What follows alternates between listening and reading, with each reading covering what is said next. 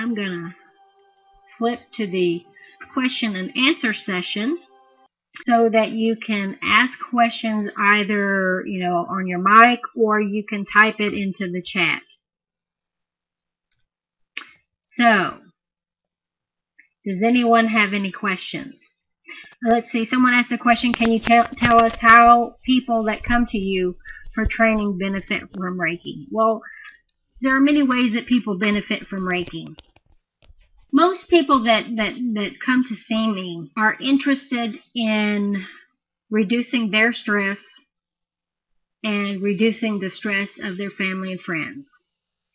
And they like the fact that this healing modality is spiritually focused. That's what they feel comfortable with. So Reiki can help reduce stress. I've volunteered at Cancer Therapy Research Center and given Reiki to cancer patients, given Reiki to hospice patients. And Reiki for me is a way to keep me in focus and to keep that peace. Someone just asked a question, what led you to Reiki? Well, I was always very spiritually interested, even as a little kid. I remember getting up on Sunday mornings and going into the family room. We have a door in my dad's house. There's a door that closes off the bedrooms from the rest of the house. So I'd close the door and I'd turn the TV on real low. And of course, there's nothing on Sunday morning except the claymation Davy and Goliath. And my parents had this set of children's Bible books. And so I would pull them out and read them a lot. And I am originally from the Texas area. And my husband and I had moved to Pennsylvania, had been living in Pennsylvania for a couple of years. And I was going to this massage therapist, and she knew I was open and knew I was interested in cultural things, world culture, and knew I was interested in the spiritual aspects and personal development. So she asked me if I would be interested in taking a Reiki class, and I said sure. So I did, and really enjoyed doing it. But I had to find people to beg to do Reiki on. So I'd go over to my neighbor's house, my next door neighbor's house, and I'd do Reiki on her. She had arthritis in her knee. And she received a lot of benefit from getting the Reiki. Someone just asked, how do you know if someone really is a Reiki master?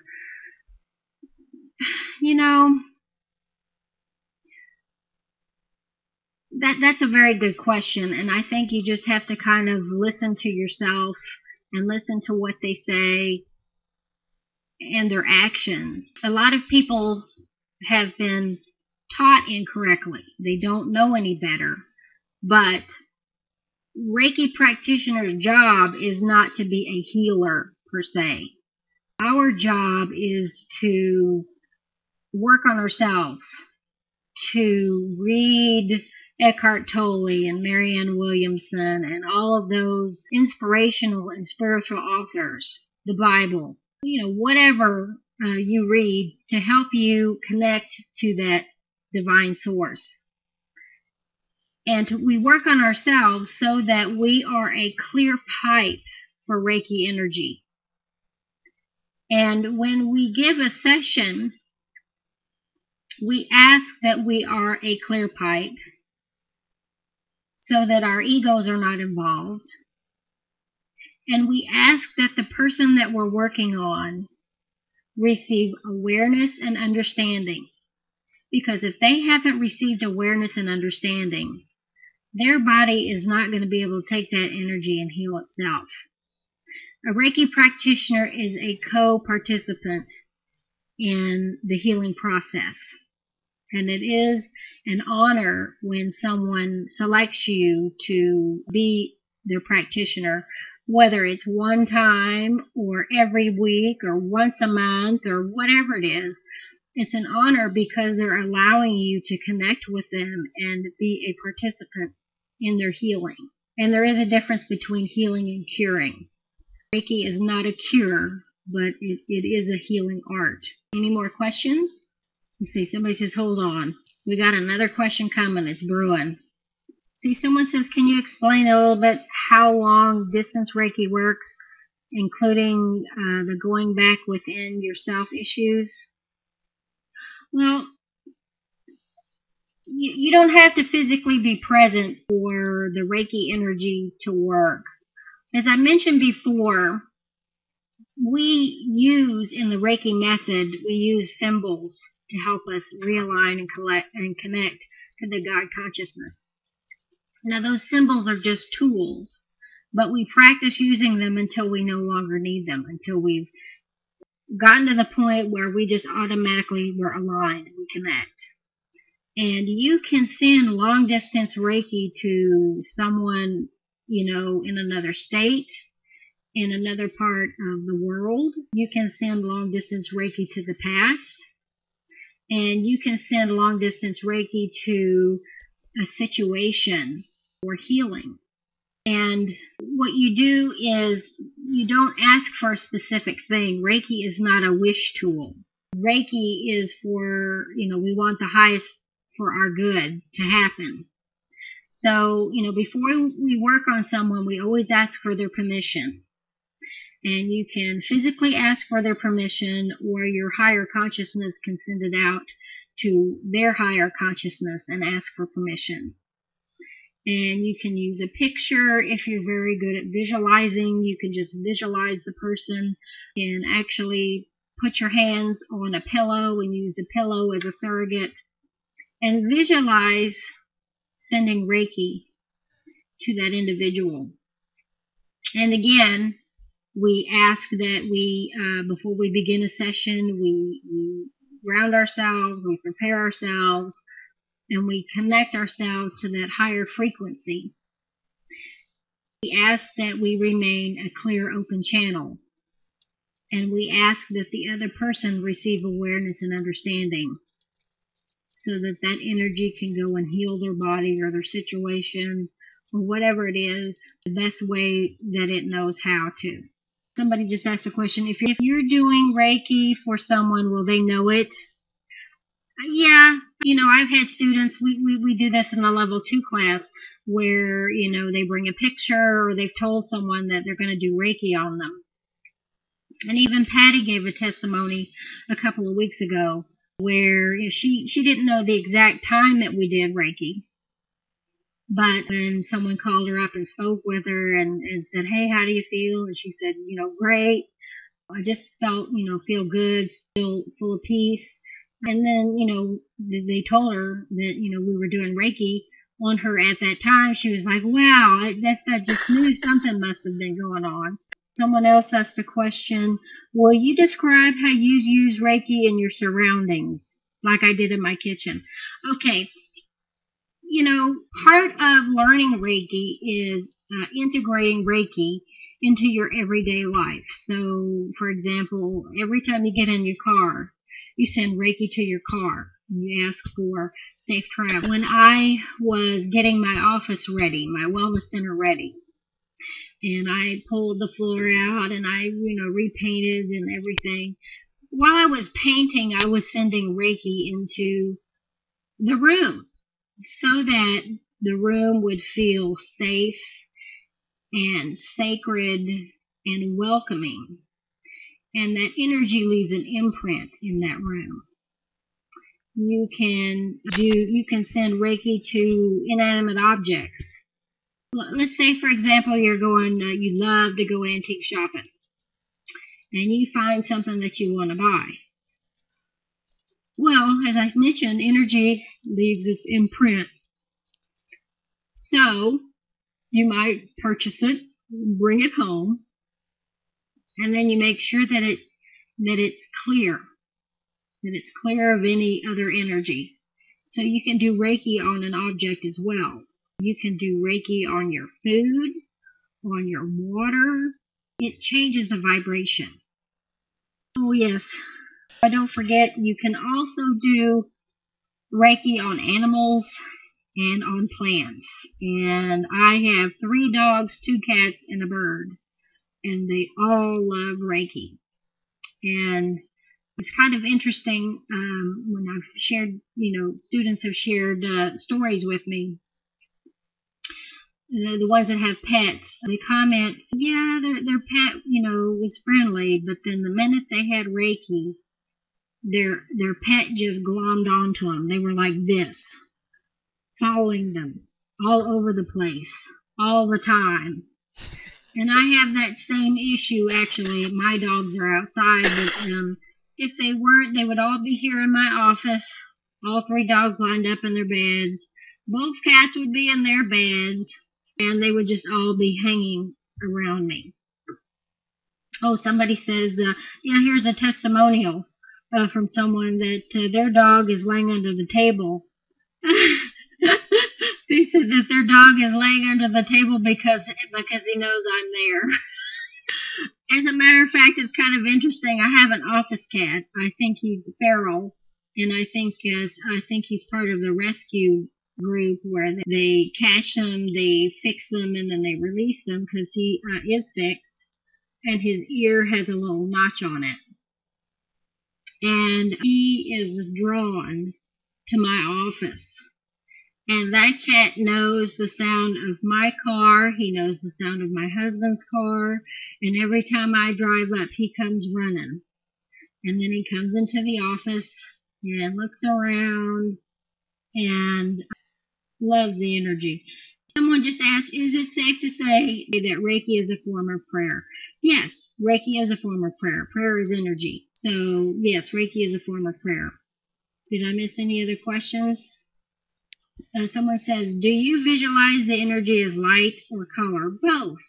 It really does depend on you as an individual. During our exercises, we teach people to visualize white Reiki light entering into them. But I myself, when I get Reiki and I experience Reiki, I'm lying on the table, I'm not doing it, I'm being the receiver, I see colors. I can see purples and greens and yellows and reds. So the answer is yes, you can both see white light and color. Are there any other questions? And then another question is, do you know if it's been received, if you know if Reiki's been received? You can tell. For me, it's a little bit harder long distance wise. I don't even really worry about it because I just figure the universe and God are going to take care of it. But when you're working on someone physically and they're right there and there's no energy flow, you can tell that they're blocking it and they don't want to receive it. And that's okay. That's their choice. They make that decision and that's their free will not to receive it. You can sense that long distance. For me personally, it's a little bit harder.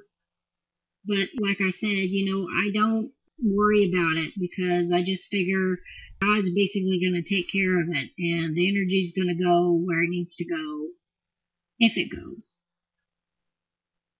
Any other questions? Someone says, how do you feel about other forms of laying on of hands? They're basically the same thing. There are so many different energy forms, whether you call it reconnective healing, therapeutic touch, quantum touch, healing touch. They all address the energy fields and chakra centers. But what I liked the most for me personally about Reiki over the other ones was the fact that it was more spiritually driven and taught that a higher power was doing the actual healing, not the practitioner. Any other questions? Well, someone asked, how long does a session usually last? This past weekend, I just did a health fair, and I gave 15-minute sessions. I only do that for health fairs. Generally, when someone makes an appointment and they come to my office, or I do a session long distance, it will run an hour, and some people an hour and a half. And even if they only schedule for an hour, I generally run over at no extra charge because you want to work on them until the energy is balanced, and sometimes you just don't know how long that's going to take. Somebody just asked a good question. Who decides how many times they should go to a practitioner? Well, truthfully, I leave that up to the individual for many reasons. It could be health reasons, it could be financial reasons. If they want to come every once a week, that's great. If they want to come every 2 weeks, that's fine. 3 weeks, every month, that's fine. But you can also muscle test and ask the body how many times they need to come in for a Reiki session. I generally don't see people more than every 2 to 4 weeks. And does insurance cover this? Some insurance carriers cover it. I do not accept insurance, and part of that is because I really don't want to have to deal with the insurance company. If somebody wants to, bring me the paper and we can educate ourselves on what we need to do to get the insurance company to process it, I'm more than happy to fill out paperwork, have the person pay me, we'll fill out the paperwork, they submit it to the insurance carrier and get reimbursed. I used to work in hospital collections. I know how difficult it is to try to get payment, and that's not really where I want to spend my time. So I don't personally take insurance up front. Somebody wants to know about more about muscle testing. Well, as I mentioned before, your body's smart. It knows what it needs on a subconscious level. And so you can, let's say for example, vitamins. You don't know which one to take or which one would be good for you. Let's pretend that my phone here is a vitamin bottle. You can, if you're in the store, you go pick up the vitamin bottle, you hold it, you bring it close to your body like this, and you're usually standing up. Okay, of course you're not going to see me, and I'm going to turn sideways. You're usually standing up. And a yes answer will go forward, and a no answer will go backward. You can also do muscle testing by, this is yes, and then if it's a question that isn't true, your fingers come apart, and that'll be no. It could be, tapping where a yes for you may be your thumb and your finger are flush against each other, and then for a no question, your finger just kind of slides off. It really depends on, what method you use that's comfortable for you. I want to also ask, how can muscle testing be used every day? Example is vitamins. Another example is, let's say somebody wants you to participate in an event, and you're kind of torn. You don't know whether you should do it or not. You could do the yes or the no that way, or you could do your body swaying yes, backwards is no. I've used it that way. There are all kinds of applications that you can use muscle testing. Let's see. Oh, okay, yeah, somebody says they hadn't even seen some of the methods. And truthfully, there's some pretty interesting videos out there explaining what muscle testing is. And I actually use it in another modality that I do on occasion. It's called Holistic Energy Activation Realignment Therapy, where we actually are touching our client's body and we ask, if they have deficiencies in certain things, like, do they need vitamin D or CoQ10 or, whatever is wrong with them, can it be helped with essential oils, or if certain modalities would be helpful for them, like chiropractic care, acupuncture, acupressure, Reiki, reflexology, going to a naturopathic doctor, you name it. Any other questions? It looks like we don't have any more questions, so I'm going to wrap this up, and I want to thank each and every one of you that participated for showing up, and for those of you who weren't able to be here live, thank you for watching this through one of the links on Patty's website, or even on my own at some point. And I have someone who just said she's sure she's going to have more questions later, and that's great. If you're watching this at a later date, you can email me at spiritualhealthandwellness@gmail.com, and I'll do my very best to answer your questions. Well, thank you, and have a wonderful rest of the day.